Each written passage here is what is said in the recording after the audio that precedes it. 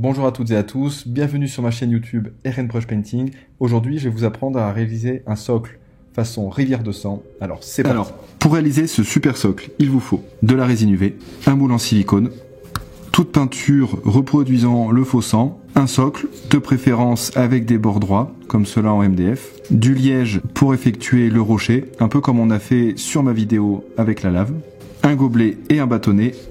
Donc pour gagner du temps, j'ai déjà effectué la base de mon socle, c'est-à-dire que j'ai pris un morceau de liège que j'ai découpé de manière un petit peu aléatoire et j'ai collé des crânes tout au long du socle. Je vais partir sur une couleur classique pour la pierre, un dégradé de gris, ça sera très chouette.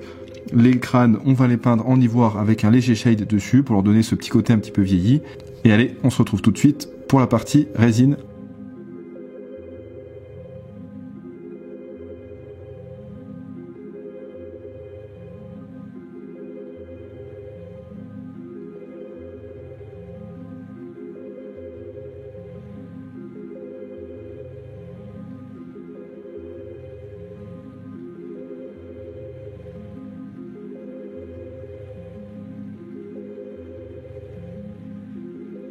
Alors pour les crânes, j'utilise un petit peu d'Agrax Earthshade. Je vais essayer de pas trop l'étaler justement parce que je veux vraiment des crânes bien sales. Donc je vais avoir tendance à en mettre un peu, on va dire une bonne couche sur le pinceau et venir tamponner justement pour éviter de trop étaler le shade. Donc là on a notre base de socle, on a nos crânes, on a notre pierre et maintenant on attaque à la partie la plus chouette, la résine. Allez c'est parti. Alors pour passer à la résine, on va avoir besoin d'un gobelet pour le mélange, forcément notre résine UV. Alors pour commencer la résine, tout d'abord, on va positionner notre socle proprement dans le moule en silicone. J'insiste sur la position du socle, pourquoi ? Eh ben parce que vous verrez très bien que si vous le faites pas correctement, ça va être un vrai calvaire. Il suffit que votre socle soit positionné un petit peu de travers dans le moule. Si vous positionnez pas correctement votre socle dans le moule, vous risquez d'avoir de la résine qui va venir couler un petit peu le long et ça va être affreux. Donc vraiment, veillez à ce qu'il soit bien positionné le plus proprement possible. Voilà, là on est pas mal. Donc dans mon pot de mélange, je vais mettre une petite quantité de résine. Je veux pas en mettre trop plutôt que gaspiller. Et ensuite, je vais mettre juste 2 gouttes de résine, allez 3. Ce que je veux éviter, c'est qu'il y ait beaucoup trop de sang. Il faut savoir que la montée en température de la résine UV, je suis pas parfaitement convaincu que le colorant un peu effaçant qu'on met dedans soit parfaitement adapté pour justement cette montée en température. Alors chez Green Stuff maintenant ils ont sorti des colorants de résine qui sont un petit peu plus adaptés. Moi j'ai vraiment mis ce côté sanguinolent. C'est pour ça que le sang coagulé je vais le mettre après puisque je veux pas non plus trop charger ma résine avec un liquide qui n'est pas spécialement prévu justement pour ce type de travaux. Donc une fois que votre mélange est fait, on va venir couler notre résine dans notre socle.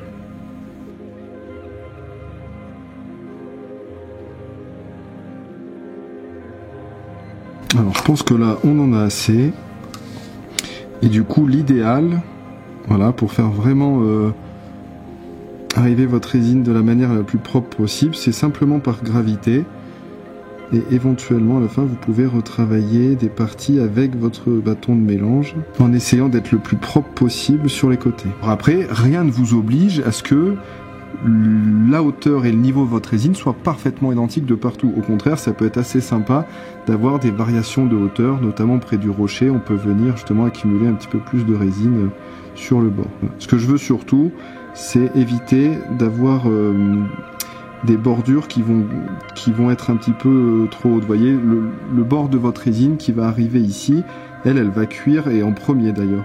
Et après, ça risque de vous faire un peu des collerets qu'il faudra retravailler derrière, mais il faut savoir qu'après, avec un cutter de modélisme, vous pouvez le rattraper maintenant. Quand vous coupez de la résine UV qui a déjà séché, ça va vous donner un peu comme quand vous ébarbez du plastique en fait. Ça va pas être très très joli. Voilà, donc l'idée c'est de le faire vraiment le plus proprement possible avant le séchage. Bah écoutez, je suis plutôt satisfait en tout cas du visuel. On va la passer à la cuisson et on voit le résultat. Allez, c'est parti. Alors, les 30 secondes sont écoulées, on va voir ce que ça donne. Donc là, la résine a bien pris. Vous voyez, on a une belle couleur framboise. Alors, je pense qu'avec le reflet, vous devez pas mal le voir. Donc là, on va essayer de démouler un peu, voir ce que ça donne. Ça me paraît pas mal du tout. Voilà, on a déjà un rendu assez sympa avec notre caillou, nos crânes autour. Hop. Je vais remettre quand même une trentaine de secondes. Voilà pour le résultat, on a une cuisson qui a plutôt bien fonctionné, on a nos petits crânes qui ressortent de la rivière, je trouve ça super sympa puisque ça contraste quand même très bien avec la couleur de la rivière. Alors vous voyez les petites collerettes dont je vous parlais, c'est ce genre de petits morceaux qu'on voit là, je sais pas si vous voyez assez bien mais je pense que oui. Voilà, ces parties-là, si vous le faites au cutter, le problème c'est que vous allez avoir un côté, comme je vous disais tout à l'heure, on va voir un peu les rayures. Vous pouvez prendre une petite pince coupante, hop, et on va venir faire proprement le tour. L'idée justement c'est d'éviter de venir rayer la résine. Voilà. Pour éviter le côté un petit peu visqueux au toucher, même une fois que c'est cuit, vous pouvez passer un petit peu de vernis mat, hein, ou même un vernis brillant. Mais là, vous voyez, on a un socle vraiment sympa, on voit nos crânes. Dernière petite touche, si vraiment vous voulez faire un petit effet encore plus gore, vous pouvez ajouter une touche de sang coagulé.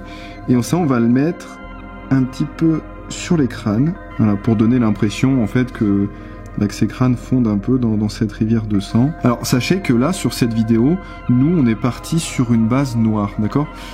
Si vous voulez éventuellement que votre rivière de sang ressorte un petit peu plus claire, vous pouvez partir sur une base de socle qui sera forcément autre que le noir, voilà. Et à partir de là, justement, vous allez voir que par transparence, votre résine va devenir forcément un petit peu plus claire, ce qui est assez sympa. Écoutez, j'espère que cette vidéo vous a plu et que vous allez pouvoir vous éclater à faire des socles ensanglantés pour vos armées. Voilà, j'ai aussi effectué cette technique sur mon Archaon, voilà, de mon armée Slave to Darkness, où là, du coup, j'ai mixé des rouleaux texturés avec des runes du chaos et une rivière ensanglantée au milieu. Ça peut donner un côté vraiment chouette à vos figurines. À vous de vous éclater. Merci de m'avoir écouté. Abonnez-vous si ça vous a plu, ça me ferait super plaisir. Et à bientôt sur RN Brush Painting.